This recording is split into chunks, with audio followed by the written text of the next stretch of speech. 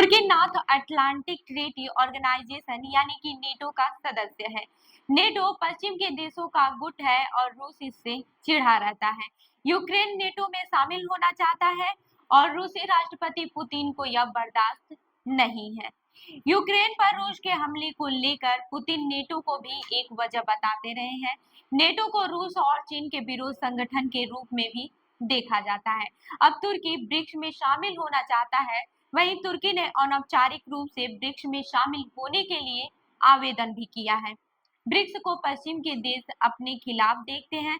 अगर तुर्की को ब्रिक्स में जगह मिलती है तो यह नेटो का इकलौता देश होगा। पिछले हफ्ते रूस के कजान शहर में ब्रिक्स का 16वां समिट हुआ है। ब्रिक्स के संस्थापक देश ब्राजील, रूस, भारत और चीन है। वहीं 2011 में इसमें दक्षिण अफ्रीका शामिल हुआ था। वहीं इसी साल जनवरी में ब्रिक्स का विस्तार हुआ। यूएई, ईरान, इथोपिया और मिस्र इसके नए सदस्य बने। इसके अलावा इस साल ब्रिक्स के पार्टनर देशों की घोषणा हुई, जिसमें तुर्की का नाम भी है। तुर्की के राष्ट्रपति रेसेप तैयप एर्दोगान भी कजान पहुंचे थे। एर्दोगान ने यह कहा है कि वह ब्रिक्स गुट के अच्छे संबंध के लिए प्रतिबद्ध है। तुर्की को ब्रिक्स में शामिल किए जाने को लेकर भारत के विश्लेषक सवाल भी उठाते रहे हैं। अब बात कर लेते हैं तुर्की की सदस्यता पर क्या सवाल उठा है। भारत के जाने माने सामरिक विशेषज्ञ ब्रह्मा जिलानी ने तुर्की के ब्रिक्स में शामिल होने को लेकर कहा कि क्या किसी ऐसे देश को ब्रिक्स में शामिल किया जाना चाहिए जो एक सैन्य गठबंधन का हिस्सा है। तुर्की नेटो का सदस्य है और उसने ब्रिक्स की सदस्यता के लिए आवेदन किया है। चीन पाकिस्तान को भी शामिल करना चाहता है। पाकिस्तान और चीन में सैन्य सहयोग के साथ रणनीतिक साझेदारी भी है। इसके बावजूद पाकिस्तान भयानक आर्थिक संकट से जूझ रहा है। पिछले हफ्ते शुक्रवार को जर्मन प्रशासक बिल्ड ने खबर चला दी थी कि तुर्की को ब्रिक्स में शामिल होने से भारत ने रोक दिया। इसके बाद से ही यह खबर सोशल मीडिया पर आग की तरह फैल गई। इसके पहले पाकिस्तान को लेकर खबर आई थी कि रूस और चीन के चाहने के बावजूद भी भारत ने पाकिस्तान को ब्रिक्स में शामिल होने से रोक दिया है। पीएम मोदी ने ब्रिक्स के समापन भाषण में कहा था कि सभी फैसला सर्वसम्मत से होना चाहिए और ब्रिक्स के संस्थापक सदस्यों का सम्मान होना चाहिए। पीएम मोदी की इस टिप्पणी को लेकर पाकिस्तान को ब्रिक्स की सदस्यता नहीं मिलने से जोड़कर देखा गया। हालांकि भारत में पाकिस्तान के उच्चायुक्त रहे अब्दुल बासित मानते हैं कि पाकिस्तान ने ब्रिक्स की सदस्यता के लिए अप्लाई करने से पहले होमवर्क नहीं किया था। उन्होंने एक पाकिस्तानी न्यूज चैनल से बातचीत में कहा कि पाकिस्तान को ब्रिक्स में पार्टनर देश का भी दर्जा नहीं मिला। कहा पाकिस्तान ब्रिक्स की सदस्यता चाहता है। पाकिस्तान को लग रहा है कि रूस और चीन से ही सब कुछ हो जाएगा। भारत के बारे में भी उसे सोचना चाहिए था। हमारी कोशिश को भारत ने नाकाम कर दिया। बता देते हैं कि तुर्की का मामला पूरी तरह से अलग है। जर्मन मीडिया रिपोर्ट के आने के बाद से सोशल मीडिया पर यह भी लोग कहने लगे हैं कि तुर्की और पाकिस्तान में दोस्ती है, इसलिए भारत ने तुर्की को रोक दिया।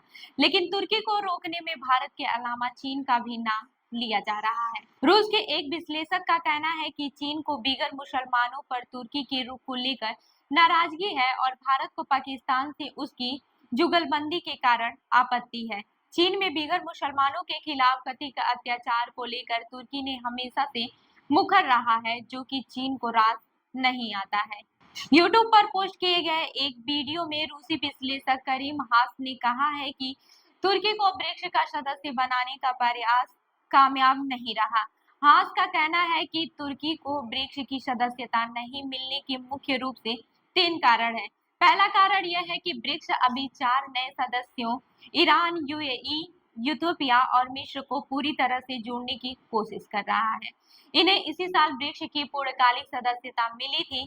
दूसरा कारण यह है कि चीन बीगर मुसलमानों पर तुर्की के रुख से खफा रहता है। इसके अलावा चीन तुर्की की अर्थव्यवस्था को लेकर भी अपना अलग दृष्टिकोण रखता है। चीन को लगता है कि तुर्की ब्रिक्स डेवलपमेंट बैंक के लिए बोझ साबित होगा, लेकिन चीन के बिल्ट एंड रोड परियोजना में तुर्की की खास अहमियत भी है। वहीं हास तीसरा कारण भारत को मानते हैं।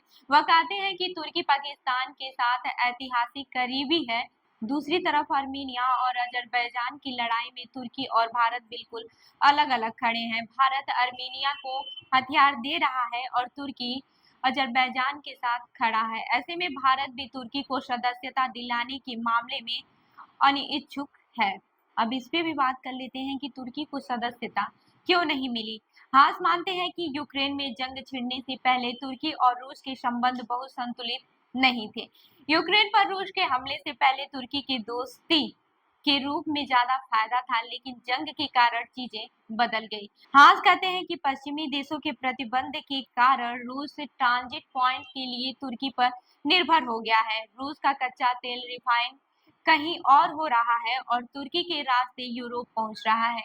ऐसे में रूस पाबंदी के बावजूद तेल बेच पा रहा है। तुर्की अभी इसका पूरा फायदा नहीं उठा पा रहा है, क्योंकि रूस के साथ आर्थिक मोर्चे पर उसका जुड़ाव उस तरह से नहीं है। रूस के खिलाफ तुर्की G7 और EU के प्रतिबंध में शामिल है। ऐसे में तुर्की और रूस का द्विपक्षीय व्यापार बढ़ नहीं रहा है। 2022 में तुर्की और रूस का द्विपक्षीय व्यापार 68.70 अरब डॉलर था, जो कि 2023 में 55.4 अरब डॉलर हो गया। अब ये भी जान लेते हैं कि क्या भारत ने तुर्की को रोक दिया। टार्किश एक्सपर्ट सिनान उलगेन ऐसा नहीं मानते हैं कि तुर्की को भारत ने ब्रिक्स का सदस्य बनने से रोक दिया। दरअसल सिनान उलगेन के बयान के आधार पर ही जर्मन अखबार बिल्ड ने कहा था कि भारत ने तुर्की को रोक दिया।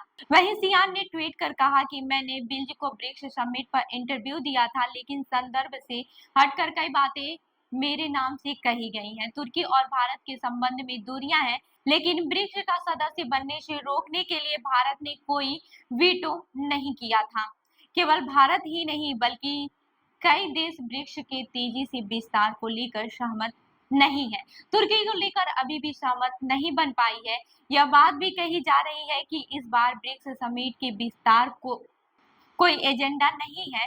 भारत के विश्लेषक भी तुर्की के ब्रिक्स में शामिल होने की कोशिश के असहज दिखा रहे हैं। तो इस खबर पर क्या है आपकी राय, हमें जरूर बताएं। मैं हूं रूबी आपके साथ और आप देख रहे हैं जन दर्पण न्यूज। धन्यवाद।